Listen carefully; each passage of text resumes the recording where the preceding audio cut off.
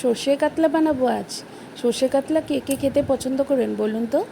তো hello everyone, welcome to my channel. কেমন আছেন সবাই? আশা করি ভালোই আছেন। তো আজ সর্ষে কাতলা বানানো হবে। তো সর্ষে কাতলা বানানোর জন্য মাছ তো লাগবেই। আমি পেটির অংশ মাছটা নিয়েছি, তারপর নিয়েছি সর্ষেকে ভালো করে বেটে নিয়েছি আমি কাঁচা লঙ্কা দিয়ে, আর কিছু গোটা কাঁচা লঙ্কা রেখেছি।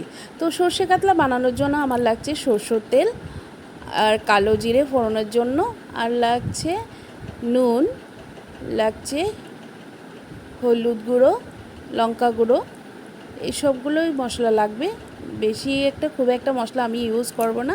আমি যে পদ্ধতিতে বানাই সর্ষে কাতলা ওইটাই আপনাদের সাথে আমি শেয়ার করছি। দেখুন, ভালো লাগলে লাইক করবেন। তো আমি এখন কড়াইটা আগে থেকে বসিয়ে রেখেছিলাম, এটা তেলটা গরম হচ্ছে, তেলটা ঢেলেছি, আর কিছু তেল আমি মাছে ঢেলেছি, কাতলা মাছের পেটিতে। তো ঢেলে নুন হলুদ দিয়ে ভালো করে মাছটা মেখে গরম তেলে আমি মাছটাকে হালকা করে ভেজে তুলে নিব। অনেকে সর্ষে কাতলা বানানোর জন্য মাছটাকে কাঁচাই ব্যবহার করে, কিন্তু আমি একটু হালকা করে ভেজে নেব। কাঁচা মাছ থেকে আমি একটু হালকা ভেজে নিলে খেতে আমার খুব ভালো লাগে, আর আমার বাড়ির সকলেই খুব পছন্দ করেন একটু ভেজে নিলে, তাই আমি একটু হালকা করে ভেজে নেব। তো এইভাবেই আমি এক এক করে মাছ ছেড়ে দিয়েছি। তো পেটির অংশ মাছটা সর্ষে কাতলাতে ইউজ করলে টেস্টটাও দারুণ হয়। তো হালকা করে দুই পিঠেই আমি হালকা হালকা করে ভেজে তুলে নিয়েছি, আরও দুই পিস ছিল, তো ওটাকেও আমি হালকা করে তুলে নেব। তো এইভাবে হালকা হালকা করে মাছগুলো আমি তুলে রেডি করে নিয়েছি। তো এইভাবে তুলে নিলাম। তো এখন আমি কড়াইতে যে তেলটা ছিল ওই তেলে আমি ফোড়ন দেব। তো ফোড়নটা আমি ইউজ করব কালো জিরে। তো অনেকে পেঁয়াজও দিতে পারেন, আমি কালো জিরে ফোড়নের টেস্টটা দারুণ লাগে, তাই আমি কালো জিরে ফোড়নটা দিয়েছি। তো কালো জিরে ফোড়নটা দেওয়ার পর তেলটা তো গরমই ছিল, তো ভালো করে তেলের সাথে কালো জিরাগুলো মিশিয়ে নিলাম। তারপর যে বেটে রেখেছিলাম মশলা, সর্ষে আর কাঁচা লঙ্কাকে আলাদা করে একটা পেস্ট তৈরি করেছিলাম আমি, ওই পেস্টটা আমি এই তেলে ঢেলে দেব। ঢেলে ভালো করে নেড়ে চেড়ে ভেজে নিব। এই সর্ষেটাকে হালকা করে ভেজে নিব। তো দিয়ে দিব একটু মরিচ গুঁড়ো, দিয়ে দিব নুন, আর দিব হলুদ গুঁড়ো। তো ভালো করে একটু আমি মিশিয়ে ভালো করে ভেজে নিব আমি এই মশলাটার সাথে সর্ষেটা। তো ভালো করে ভেজে আমি মাছগুলো তারপর দেব। তো দেখুন, যত সুন্দর ভাজা হবে তো মাছের টেস্টও ভালো হবে। সর্ষেটা ভালো করে ভাজা হয়ে গেছে। তো সামান্য একটু চিনি ব্যবহার করেছি, কালারটা দারুণ হয়।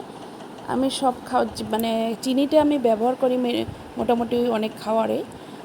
তোমার চিনিটা এভাবে ব্যবহার করব যাতে ব্যালেন্সটা ভালো থাকে, মিষ্টিটা অংশটা যাতে কম লাগে, মানে টেস্টের পরিমাণটা ভালো হয় চিনিটা ব্যবহার করলে, ওই পরিমাণেই আমি চিনিটা ব্যবহার করি। তো এক এক করে সব মাছগুলোই আমি সর্ষেতে ঢেলে দিলাম। তো সর্ষেতে ভালো করে ঢেলে এখন যে বাটিতে সর্ষে বাটাটা রেখেছিলাম ওই বাটিতে সামান্য একটু জল নিয়েছি আমি। তো জল নিয়ে ভালো করে মাছগুলোকে সর্ষের সাথে মিশিয়ে দিব। মিশিয়ে কিছুক্ষণ রাখার পর আমি বাকি জলটা ব্যবহার করব। তো কিছুক্ষণ আমি এটাকে রাখবো। তো কিছু কাঁচা লঙ্কা, গোটা কাঁচা লঙ্কা ছিল, ওটাকেও আমি দিয়ে দিয়েছি। তারপর আরেকটু জল আমি 2 মিনিট পরে দিব। এটা আমি সাইডে রেখেছি, আর কিছুক্ষণ হালকা আঁচে আমি কিছুক্ষণের জন্য ঢেকে রাখবো, মাছগুলো যাতে এই ঝোলের সাথে ভালো করে একটু সেদ্ধ হয়ে যায়। হালকা করে তো ভাজাই ছিল, তো যাতে সেদ্ধ হয়ে যায় ওর জন্য আমি স্টিমটাকে কমিয়ে একটু ঢেকে দিয়েছি। তো সর্ষে কাতলা তো সবাই খুব পছন্দ করে না, তাই আমি আজকে এই ভিডিওটা নিয়ে আসলাম। আমি যে প্রসেসে বানাই বাড়িতে ওই প্রসেসটাকেই তুলে ধরছি সবার সামনে, যে আমার বানানোর প্রসেস কি সবাই কেমন লাগে। যদি ভালো লাগে তাহলে অবশ্যই আমাকে কমেন্ট করে জানাবেন যে ভিডিওটা কেমন হয়েছে। খুবই সিম্পল সাধারণ কিছু আইটেম দিয়েই সর্ষে কাতলাটা হয়ে যায়।